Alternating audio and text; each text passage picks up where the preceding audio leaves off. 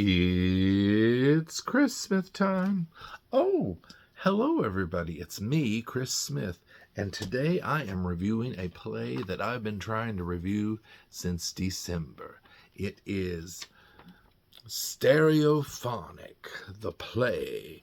It was at the Hollywood Pantages Theater in December. That is where I saw it and when I saw it, and I took my roommate Marco for his Hanukkah present. And this is going to be sort of a review / rant. You know, this play is so technical because it's about the recording of a rock group's album in the 70s, and it's their second album, and they were bragging in interviews, the producers or whoever, about how accurate all the equipment was on the stage that was like the sound equipment. So since that was so important to them over story, I'm gonna switch to this microphone. Test, test, test, test, test, test. There, that's better. Now, doesn't this make my show much better having an actual microphone instead of a beautiful, glittery, pretend microphone? Well, apparently, that's what the makers of Stereophonic felt, because they had the control panel and the recording knobs and doodiggies and levers and all that stuff, and everything apparently worked accurately, but they forgot to do a story to go along with the play. Isn't that a shame? You have the most beautiful set, and I must say it was a gorgeous set. You could actually apparently record an album on it, and they were very proud of that fact. But you couldn't tell a story. Okay, Stereophonic is, according to Wikipedia, it is a dramatic stage play. I didn't know it was dramatic. And it does have music. It's not a musical. And it's by American playwright David Ajmi, Adjmi. Somebody write and complain about my pronunciation down in the comments below. And the music is written for the play, and it was composed by Will Butler, who's in the indie rock band Arcade Fire. Now, this is a 4-act play. Don't worry, that doesn't mean that it's double it does feel like it's double the length of a normal 2-act play, but it is only about a little over 3 hours, I think, and it's divided into 4 little acts. I think we did an intermission after the second act. Let's see. Oh, here's the interior of the playbill, which I always say you can look online. This was playing December 9th, 2025 to January 2nd, 2026. And this was the cast that we had. Now, my criticisms are not with anybody in the cast. It's a 7-person show, but here are the standbys down here. So everybody in the show was very talented. I had no problem with anybody in it. I can't tell where the act break was. Okay, acts 1 through 3 are set in Sausalito, California, and Act 4 is set in Los Angeles. And this, so it's divided up like this. Act 1, A Wizard, a True Star. Act 2, Fear of Music. Act 3, Wish You Were Here. that I was wishing I wasn't there. And Act 4, Goodbye Yellow Brick Road. And there was a 15-minute intermission between 2 and 3, just as I assumed. So, here's the cast list. Here's my issue with this show. It had everything going for it. It had all this praise. I mean, the reviews. Look at this little poster. Best of the year, best of the year, best of the year, best of the year. I was very excited about this. I was devastated when I saw this show because it had everything going for it. I was there. I was ready to have fun. I knew this wasn't a musical. I knew it was a play with music, and I love the idea of a recording studio and being a fly on the wall as this group who has interpersonal relationships sort of unravels. But it was so boring. Okay, let me tell you. Here's one problem. The group doesn't have a name. They never bothered to tell us the name of this group. Why couldn't we have the name of the group? I mean, at least I would have been upset if they had the name but no really cool logo or something for the group. But we didn't even know what to call this group. There was no identity, you know? It was a British-American group of 5 members. And they say it's inspired by Fleetwood Mac and the making of the Rumors album. That's Rumors with a U. Well, 2 U's. So there were 5 members in this unnamed group. The drummer, Simon, the bassist, Reg, the keyboardist / vocalist, Holly, the vocalist and tambourinist, Diana, and the guitarist / vocalist, Peter. And of course, there was a lead sound engineer and his assistant sound engineer. Grover was the lead and Charlie was the assistant. And those two provided the comic relief in the show. And yes, once in a while there was a good laugh, and these sound engineers were sort of a little befuddled by what was going on with this group, because they just had so much interpersonal drama going on between them. Not really drama. Okay, the first 30 minutes, it felt like, was just people coming in, sitting on the sofas, asking if there was coffee. It reminded me of one of those shows where they sort of have people on the stage when you come into the theater, and it's like they're already in character, and you're like, oh, it's already started. And it hasn't really started, but they're just sort of atmosphere. And that's how this play was. You could have chopped off the first 30 minutes, I thought. I don't care if the coffee is ready. And they sat on these couches in this room. Okay, so there was the room where you do your singing and playing and stuff, which was behind the glass, like a traditional recording studio.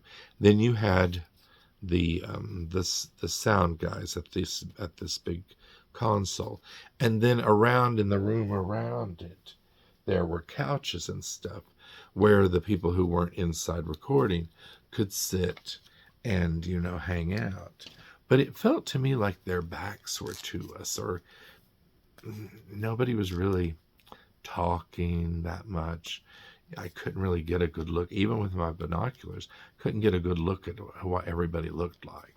I mean, yes, we could look in the playbill and see their pictures. Attractive, one and all. But, I mean, they didn't have anything to say. Why was this play written? Why did it win all these awards? Now, let me tell you about some of those awards. I mean, if you love this play, please tell me below why. I have a friend that works at the Pantages Theater. He said it was the most walkouts of any play in the history of the theater. And so many complaints. Okay, awards.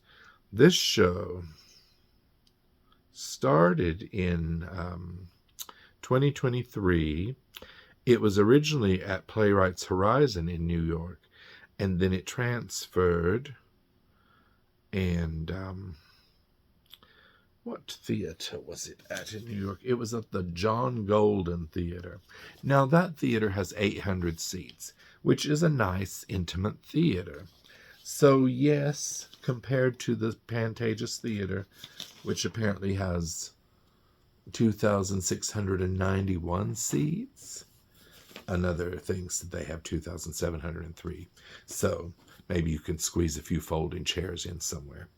But compared to one with over 2,000, well, one with over 2,600, I mean, that's a huge theater to have this kind of play that's supposed to be intimate and supposed to be a fly-on-the-wall experience. And it's just lost in this giant venue. But I've seen other plays in giant venues that had been more intimate on Broadway or in smaller theaters. And if the story is good, it will translate across the room. This just didn't. Okay, so this play got 13 nominations at the 77th Tony Awards, breaking the record previously held by the Jeremy O. Harris play, Slave Play, in 2020. It won 5 awards: Best Play, which it also won at the Drama Desk Award, the Drama League Award, the Outer Critics Circle Award, and the New York Drama Critics Circle Award. It won Best Direction of the Play, Best Featured Actor in a Play for Will Brill, Best Scenic Design of a Play, and Best Sound Design of a Play. Now, yes, scenic design, I'll give them that. They should have won that. Maybe even sound design, since all those buttons worked. I really don't care if the buttons work or not. Let me tell you who did the scene. And it was nominated for costume design, lighting design,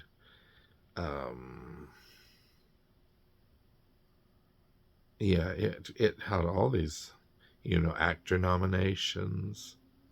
3 people for Best Featured Actor in a Play, and the 2 women for Best Featured Actress in a Play. So only 2 people in the show weren't nominated for something at the Tonys. That's crazy. But yes, so the scenic design is by David Zinn. Bravo. Excellent job. And the sound design is by Ryan Roomery. I left very impressed by the set. Now, I found this thing online because I was I'm like, is there something wrong with me? Am I seeing too many musicals or musical comedies that I can't sit and see a serious play? But nothing happens in this play. Why does nothing happen? They get into arguments, different people break up, but it's just so slow. So I looked this up, and there was a whole thing about it, reasons that it might not have worked on the tour. Even though it was trimmed, its 3-hour runtime, which many found too slow-paced and self-indulgent, it received criticisms. The intimate drama was lost in the big venues, with tons of people leaving at intermission. So the pacing was said to be slow, meditative, and tested the audience's patience. Um, it was a lack of traditional drama. Many audience members expected a conventional musical or fast-paced drama rather than a slow burn, realistic, and often mundane slice of life look at recording. Did we pay all this money for a slice of life look at recording in a recording studio? No, I'm not. I'm not into recording equipment. If I were, maybe I would have loved it. Unclear narrative focus. Some felt the play lacked a clear dramatic arc, focusing more on the atmosphere and technical aspects of recording rather than deep character development. How about no character development? And environmental factors. Some people said that the real smoking on stage caused discomfort, including headaches and coughing for some audience members. Now, I was in the balcony, but, close to the front of the balcony, so I could, mezzanine, I guess. So I had a really good view, and I had my binoculars, but then the people's backs were often turned to us. Certainly the two guys sitting at the controls, their backs are to us. People sitting on the couch facing not toward the audience. We couldn't see them. And some viewers thought the play was self-indulgent, which I love. Now, I found this cute little thing that says, just walk out. You can leave. Work, social things, movies, home, class, dentist. I love that. Work. I should try that one day. Clothes shopping, too fancy weed store, cops if you're quick, and friendships. If it sucks, hit the bricks. Real winners quit. I would love to have this on a shirt. Wouldn't this be beautiful? So when I was looking at this little story, I found that, and I just thought that was so cute. Now, the show only has 2 more stops. It's going to be in Tampa, Florida. It should be there right now at the Stars Center or the Straz Center. And unfortunately, it has 2,610 seats. So again, it's not going to be intimate, y'all. And then it's in Dallas, Texas at the AT&T PAC, 2,200 seats. But at the John Golden Theater on Broadway, 800 seats when the people loved it. Now, despite the fact that I hated this show and consider it one of my worst theater experiences, I bought the poster, which still hangs on my front door. Not outside because I'd be worried that somebody would take it, but on the inside. Look at this. Live on tour, 4 stars, the most Tony-nominated play of all time. Kiss my ass. I mean, but it's a nice poster. And I even bought a magnet. I like to shop. Just because I'm not enjoying myself and I'm not entertained doesn't mean I can't have a little retail therapy. So, yeah, that's what it's about. People recording an album. So if you're in the Tampa, Florida area, and then next week it goes to Dallas, Texas. If you want to see Stereophonic, check it out. If you're into buttons, levers, little probably reels, things like that. Now the music that these people sang, there was so little singing in it. But they did put out an album, and the songs are really good. They just sang such small parts of them that you really couldn't get a feel for this unnamed band. Why was it unnamed? I'll never understand this. I'm so baffled. So, congratulations for all the awards you won, but not pleased, not a fan. But Marco liked it, so he says. I mean, it was his Hanukkah gift, so sorry, Marco. And anyway, I'll tell you about The Notebook the next time we do our reviews at It's Christmas Time. And spoiler alert, The Notebook is much better. Okay, go see Stereophonic if you want. Okay, goodbye, everybody. Goodbye.